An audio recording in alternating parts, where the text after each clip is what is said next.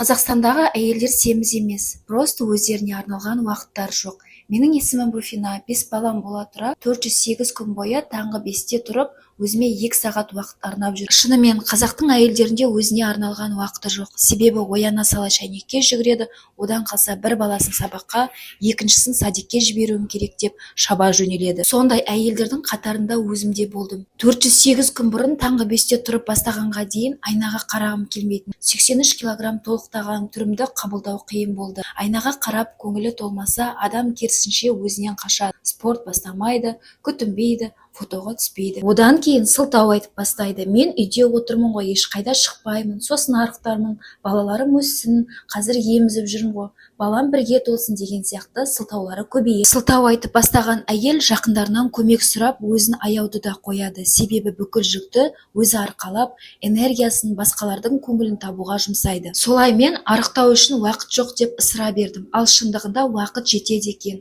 Соны 408 күн бұрын таңғы 5-те тұрып, өзіме көңіл бөліп, массаж жасап, жаттығу жасап бастап, қарапайым Алланың берген тегін сағатын өзіме арнап бастаған кезде түсіндім. Мен осы 408 күн бойы өзіме арналған уақыт таптым. Артық салмақтан арылдым. Балаларым ұнды тамақтан бас тартты. Күйеуіммен отношениям дұрысталды. Дәл осы маған көмектескен әдеттерімен қоса, таңда ерте тұрып даму жолымды 7 сәуір күні сізбен бірге эфирде талқылағым келеді. Эфирге қатысу үшін төменге эфир сөзін жазыңыз.